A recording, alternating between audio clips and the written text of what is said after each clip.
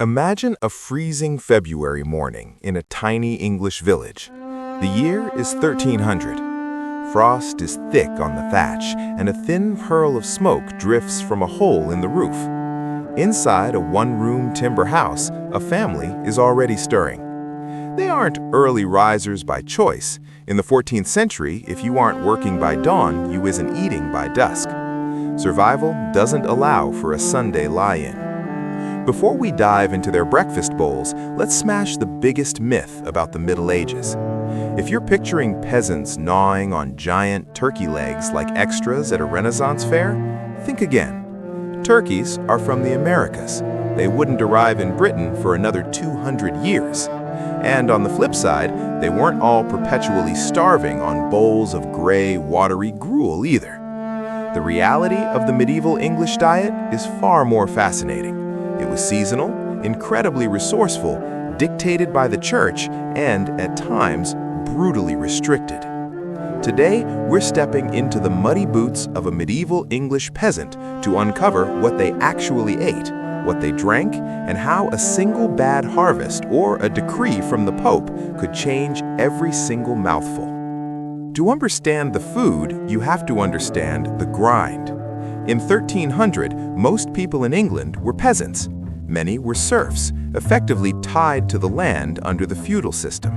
You worked for a local lord, giving him several days of back-breaking labor every week, plowing his fields, fixing his fences, just for the right to farm your own tiny strip of land in your spare time.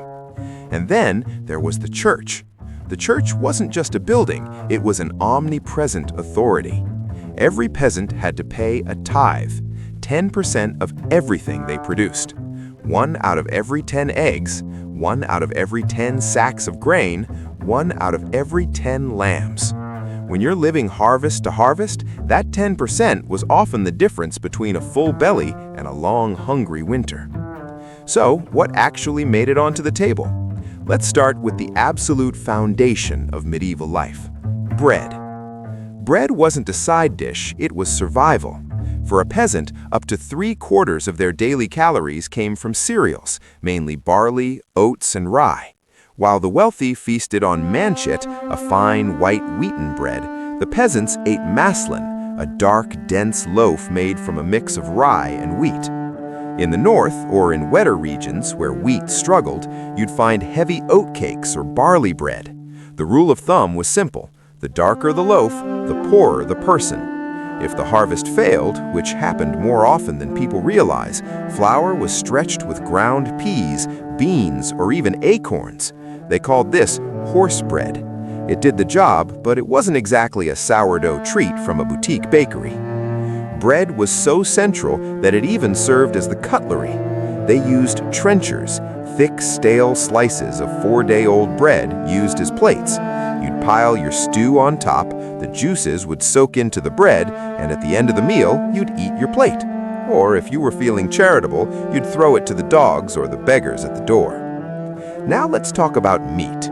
This is where the starving peasant trope usually falls apart. Peasants did eat meat, but it was a rare luxury, not a daily staple. Surprisingly, beef was more common among the working class than the nobility, who often found it a bit common. But a peasant wouldn't just slaughter a healthy cow. That cow was an asset. She provided milk, butter, and cheese, the white meat of the poor. You only ate her when she was too old to work or produce. When that day came, nothing was wasted.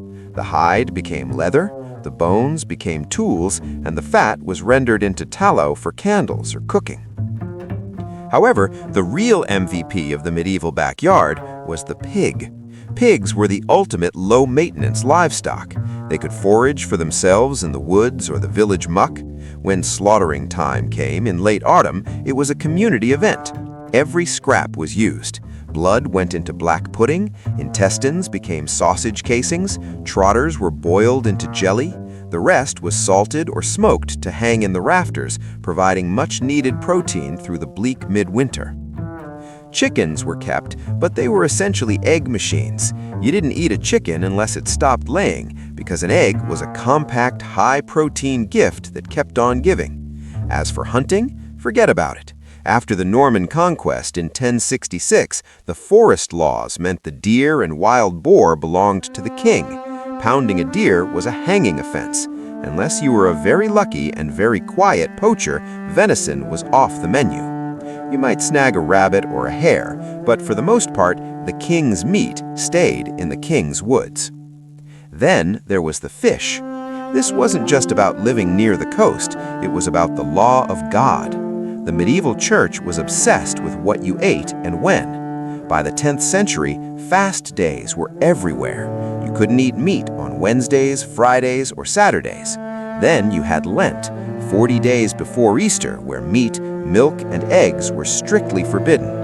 Imagine doing 12 hours of manual labor in a field while surviving nothing but bread and salted herring. It wasn't just a spiritual challenge, it was a physical marathon. Because of this, the trade in stockfish, dried cod, and salted herring was massive. Even in the middle of the countryside, miles from the sea, you'd find peasants chewing on preserved fish to stay on the right side of the priest.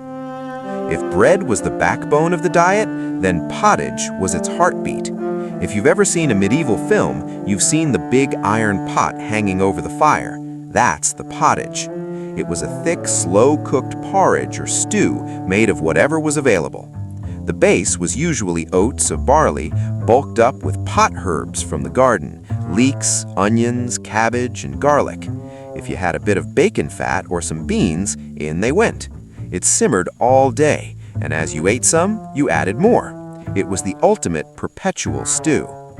And don't believe the myth that it was bland. While they couldn't afford black pepper or cinnamon, which were literally worth their weight in gold, they had an incredible variety of local herbs. Parsley, sage, rosemary, thyme, wild mustard, and mint were all used to kick the flavor up a notch. They also grew plenty of vegetables, but there's a catch. They almost never ate them raw. Medieval medicine, based on the theory of the four humors, suggested that raw vegetables caused wind and illness, so everything was boiled, stewed, or baked. Even fruit was usually cooked into tarts or preserved in honey. A raw salad was seen as a recipe for a stomachache. Now let's address the most famous medieval fact of all. Did they really only drink ale because the water was filthy? The short answer is no. If you had a clean well or a fast-flowing stream, you drank water. They weren't stupid, they knew clear water was better than swamp water. However, in growing towns, water quality plummeted. This is where small ale comes in. This wasn't the 6% IPA you'd find in a craft beer bar today. Small ale was a low-alcohol, highly nutritious drink. It was brewed by boiling the water, which killed the bacteria, and adding fermented grain. It provided vital calories and hydration. Everyone drank it, men, women, and even children. An adult laborer might put away 6 to 8 pints a day, but they weren't stumbling around drunk, they were just fueling a body that was burning 4,000 calories a day in the fields. In cider-producing areas like Somerset or Kent, you'd have hard cider. In the north, maybe some mead made from fermented honey, but ale was the universal fuel of the English peasant. Then, in 1348, everything changed. The Black Death arrived. It sounds grim, and it was. It wiped out nearly half the population. But for the peasants who survived, the world suddenly looked very different. With fewer people to work the land, labor was suddenly in high demand. For the first time, peasants could ask for higher wages and better conditions. Ironically, the post-plague years were a golden age for the peasant diet. With more land available for grazing, meat became cheaper and more common. The quality of bread improved as people could afford more wheat and less horse bread. The golden age of the English peasant was built on the back of a catastrophe, shifting the balance of power from the lord's manor to the peasant's kitchen. So, was the medieval diet miserable? By our standards, yes, it was repetitive, it was exhausting, and it was entirely dependent on the weather. If the rain didn't fall, you didn't eat. There was no Tesco to fall back on. Life was lived on a knife edge of seasonal availability and religious restriction.